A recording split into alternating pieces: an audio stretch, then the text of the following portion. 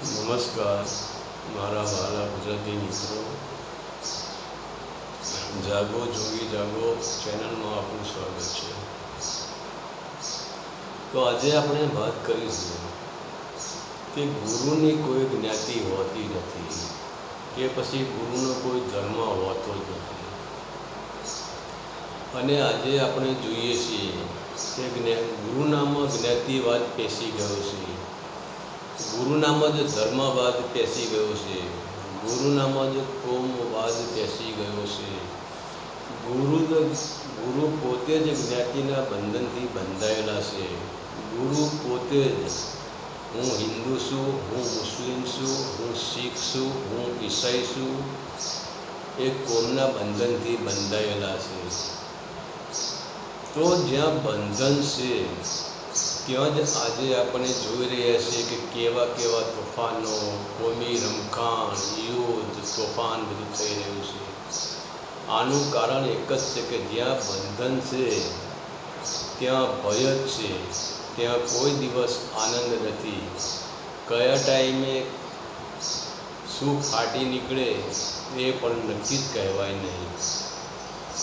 તો પહેલાં ગુરુ કેવા હોવા જોઈએ કે જેની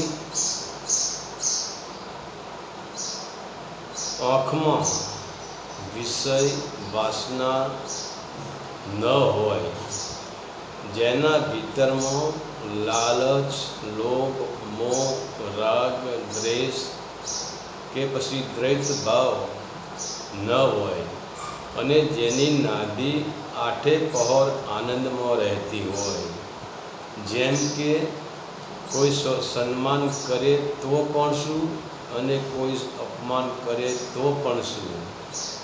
તો વ્યક્તિ સામે કલ્યાણની ભાવના રાખતા હોય, કેમ કે નાનામાં નાનું તણખલું અને મોટામાં મોટું વટવૃક્ષ, નાનામાં નાની કીડી અને મોટામાં મોટો હાથી, નાનામાં નાનો ગરીબ અને મોટામાં મોટો અમીર, નાનામાં નાનો પાપી અને મોટામાં મોટો ધર્માત્મા, નાનામાં નાનો ભક્ત અને મોટામાં મોટા સંત, આ દરેકની અંદર એક જ પરમાત્મા રમી રહ્યા છે.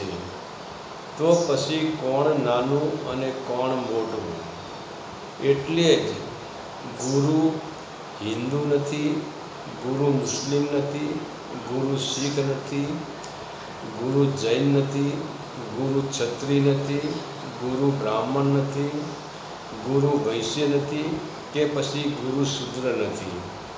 કેમ કે આપણે જોઈએ છીએ કે મોટા સરોવરના કિનારે કે સાગરના કિનારે નાવડી બાંધેલી હોય છે, અને તે નાવડીમાં તમારે સરોવરમાં યાત્રા કરવી હોય તો નાવડીમાં તમારે તરવું હોય તો તે નાવડીમાં તમારે આ કિનારેથી સામા કિનારે લઈ જવી હોય તો તમારે નાવડીના કિનારે બાંધેલા બધા જ બંધન છોડી નાખવા પડશે.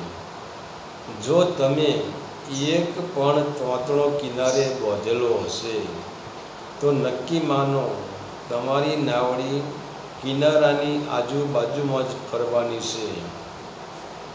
તે નાવડી સરોવરમાં કે સાગરમાં યાત્રા કરી શકવાની જ નથી. એવી જ રીતે જે પુરુષના અંદરથી જ્ઞાતિ, જાતિ, કુળ, ગોત્રનું બંધન, હિન્દુ, મુસ્લિમ, શીખ, ઈસાઈનું બંધન, વિષય, વાસના, મોહ, લોભ, અહંકારનું બંધન, માન, સન્માન, રાગ, દ્વેષ કે દ્વૈતભાવનું બંધન, અને હું ગુરુ છું, હું સંત છું, હું જ્ઞાની છું, મારું સન્માન થવું જોઈએ, મને મોટું સ્થાન મળવું જોઈએ, મારું બહુમાન થવું જોઈએ, લોકો મને નમવા જોઈએ, લોકો મારા હુકમનું પાલન કરવા જોઈએ, એવા અહંકાર રૂપી એક પણ તોતણો વળગી રહ્યો હોય તો માની લેજો કે આ ગુરુ રૂપી નાવડી સંસાર સાગરના કિનારે જ બાંધેલી છે. આની નાવડી ક્યાંય ગઈ જ નથી, આ સંસારમાં જ રમી રહેલ છે. અને આજે જવલ્લે જ કોઈ એવા સાચા સંત, જવલ્લે જ કોઈ એવા સાચા ગુરુ હોય છે કે જેની નાવડીના તમામ બંધન તૂટી ગયેલા હોય છે. બાકી તો બધા ધંધાદારી ગુરુ સંત અને સાધુઓની દુકાનોની લાઈન લાગી છે. કેમ કે એવા લોકોની નાભીમાં ઘણા બધા બંધન પડેલા હોય છે અને મનમાં પણ બંધન બંધાયેલા હોય છે. કેમ કે આવા લોકો મનના જ ગુલામ હોય છે. મન જ એમને ફેરવે છે. મનની ઈચ્છાથી જ આ બધા કર્મ કરતા હોય છે. તો પોતે કોઈના માલિક હોતા નથી, પોતે કોઈને પણ આજ્ઞા આપી શકતા નથી. કારણ કે એમને એ પોતે આજ્ઞાચક્રના માલિક બન્યા જ નથી.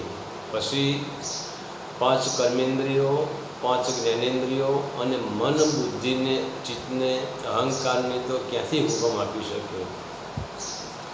તો એ જ બંધન તેમને સંસાર સાગર તરવા દેતું નથી.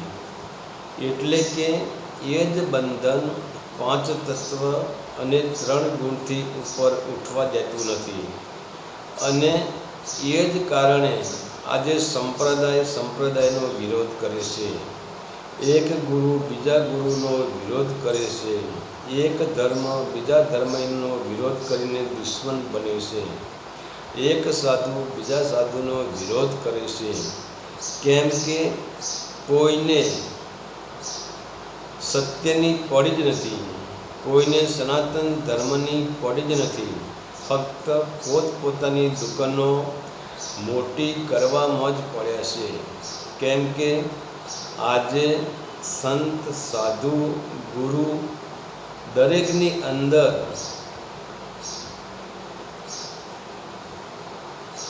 જ્ઞાતિવાદ ભળી ગયો છે, દરેકની અંદર કોમવાદ ભળી ગયો છે, દરેકની અંદર દ્વૈતભાવ ભળી ગયો છે. અને આના કારણે ધર્મના ટુકડા થઈ ગયા છે. પરંતુ એ ટુકડા આ લોકો જોડી શકતા જ નથી. પણ આજે તે ટુકડા એકબીજાના દુશ્મન થઈ ગયા છે. અને એના લીધે આજે આપણે જગતની હાલત જોઈએ છીએ, જ્યાં તોફાનો, હુલ્લડ, કોમી રમખાણ કે યુદ્ધ જેવા મહાન બળવા ફાટી નીકળે છે. તો આના જવાબદાર મુખ્ય ધર્મગુરુઓ છે. કેમ કે જે પોતે જ્ઞાતિ જાતિના બંધનમાં બંધાયેલા છે. અને આવા ધર્મગુરુઓ એ જ એકબીજા પ્રત્યે ધર્મનું ઝેર રેડ્યું છે. એટલે જ કહેવું પડે છે કે જ્યાં ગુરુ છે, સંત છે, સાધુ છે, ત્યાં અખંડ આનંદ હોય છે. પરંતુ જ્યાં ગુરુ, સંત, સાધુની જ્ઞાતિ હોય છે, ત્યાં ફક્ત અરાજકતા જ હોય છે. હરિ ઓમ તત્સત. આદેશના નમસ્કાર.